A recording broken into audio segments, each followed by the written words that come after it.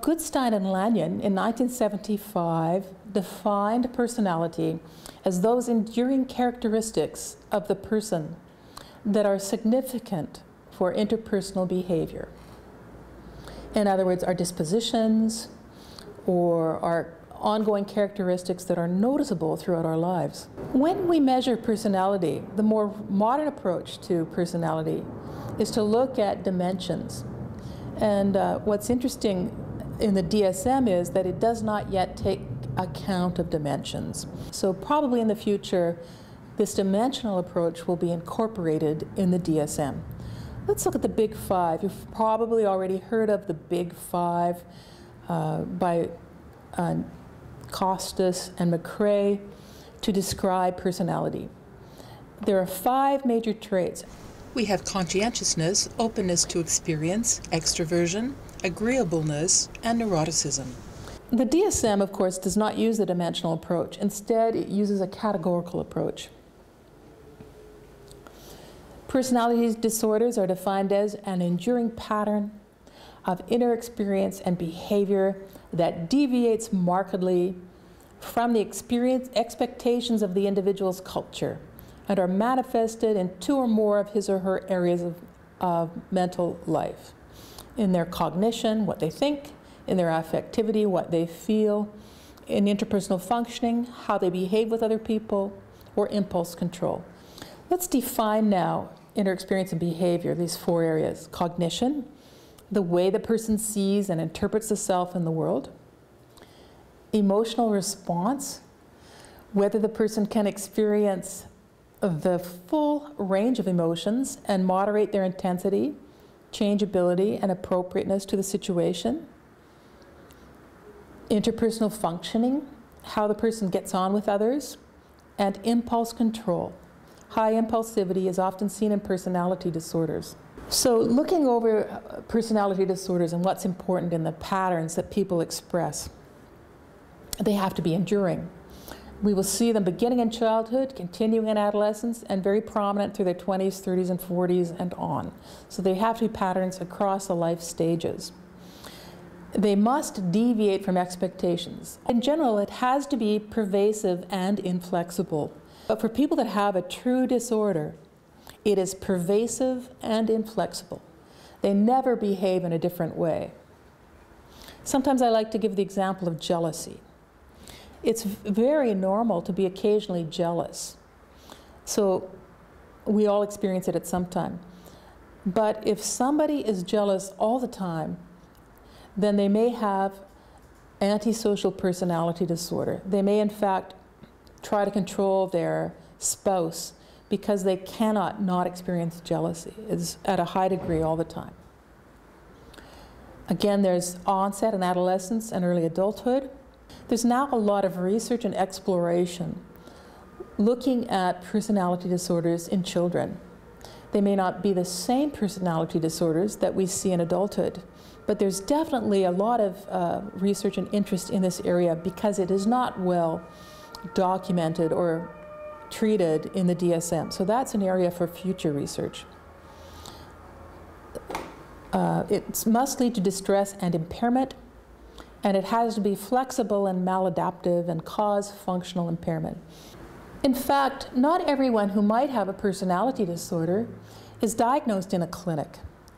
And these researchers, Cotreau and Blackburn, Debray and Nollet, have found that between 2% and 13% of people in the general population likely have a type of personality disorder. In fact, it may not be the personality disorders that are listed in the DSM, but they may in fact have inflexible patterns in their personalities that makes it hard for them to really fit in or get along.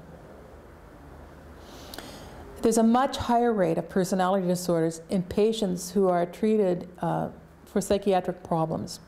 So people who have a personality disorder and then have some other kind of clinical problem, for example, may be seen for psychiatric treatment, and that's usually between 30 to 50% of any psychiatric population. There will be a diagnosis on axis 2. They will seem to be having a personality disorder. There are 10 personality disorders currently found in the DSM. They're grouped into 3 clusters. In Canada, we often say the odd, the mad, and the sad. Let's look at cluster A, the odd. Odd or eccentric disorders. This includes people, like the people I've just talked about, paranoid personality disorder. Others who are schizoid or schizotypal. Let's start with paranoid.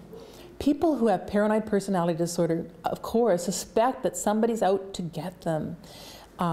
They just suspect the worst all the time. They think others don't like them.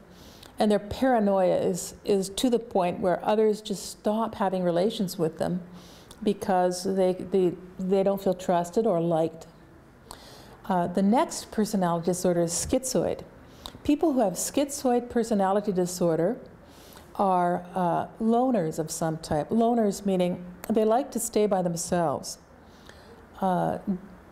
They're often absorbed with their own feelings and are fearful of closeness and intimacy with others. They're given to daydreaming, and they fantasize a lot. There's a difference between the people who are loners, who are schizoid, and the people who are loners, who are schizotypal. When people are schizotypal, they have slightly odd thoughts. And so in other words, they stay away from other people because although they don't have hallucinations and delusions, they have types of thinking that are close to psychotic.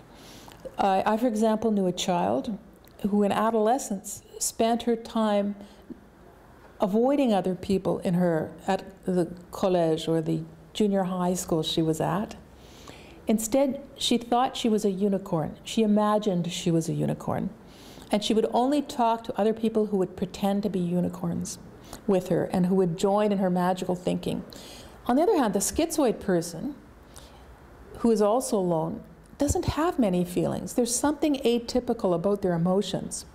They, in fact, don't feel really happy and don't feel really sad. So that's really odd and eccentric. And of course, these cluster A disorders are vaguely related to schizophrenia, meaning there may be some underlying neurological base that produces these types of symptoms. But none of these personality disorders are necessarily going to lead to full-blown schizophrenia. People are just odd or eccentric. Moving on, let's look at cluster B, the MAD disorders, also called dramatic, emotional, or erratic. In general, more men than women have antisocial personality disorder. And in fact, you may have heard the words sociopathic or psychopathic. These are older words from the early part of the 20th century, which we don't use as much anymore. People use these words more in sociology. Instead, we use, as psychologists, antisocial personality disorder. People who have this have no respect for the dignity of others. They, in fact, harm animals, people.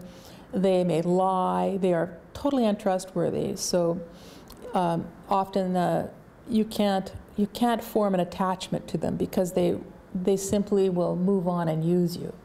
So their antisocial acts may end up in extreme cases as violent aggression, sometimes murder, sometimes sexual assault. The female version of antisocial, it's often been said, is borderline personality disorder. Notice that antisocial personality disorder means acting out the most aggressive part of the male social role. So men are expected to be fearless soldiers, let's say. So if you're really aggressive, then, and the worst part of aggressive, you're antisocial. Women are supposed to express their emotions, take care of other people, be loved and feel love. Well, women that have borderline personality disorder, and there are more women than men, although there are some men, are often people who never feel secure in their attachments. This may mean that they cling to their partners, they feel unloved most of the time, so they try to fill this emptiness up by getting other people to validate them. Histrionic personality disorder is buried in old Freudian theory, but in generally, it now refers to somebody who has exaggerated emotional expression and who really needs reassurance. They may need reassurance that they are beautiful, that they're important, that they exist. It's a little bit like borderline, except that there are no suicidal symptoms. Narcissistic personality disorder refers to people who have a clear sense of, I am wonderful, you are not. In other words, they're often people who lead a cult. People who think that what they need and want counts more than what other people need and want. Cluster C are the sad people, odd, mad, and sad. They're anxious or fearful. So, for example, the first sad cluster C behavior is avoidant personality disorder. These people avoid others because they're very sensitive to rejection. They're afraid they won't be loved. They're afraid they could get hurt if they circulate and don't get accepted in the world. Notice that both avoidant and schizoid are two personality disorders where people avoid other human beings. The avoidant personality has a different reason for not going along with others, not for low interpersonal interaction. They're afraid to be hurt, whereas the schizoid personality doesn't feel anything, so there's no motivation to find friends. They like being alone because they don't feel anything when they're with other people. The avoidant people feel too much, and they feel hurt more easily than others, so they learn to avoid hanging around with other people. Next, we have dependent personality disorders. Often these are people who've been very protected as young people or children. They may be shy to begin with as babies. Their parents may treat them very carefully, and eventually they do not learn to make their own decisions and take care of themselves in their own lives. And finally, we have obsessive compulsive personality disorder. These people are not necessarily sad.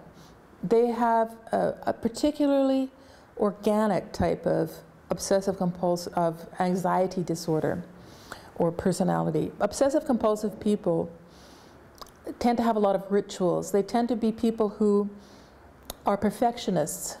But I think overall the general consensus is future versions of the DSM will not have 10 categories or 12 categories. Instead, they'll just be dimensions. We'll be able to give people personality inventories or questionnaires like the 5-factor inventory to determine a personal profile for each person.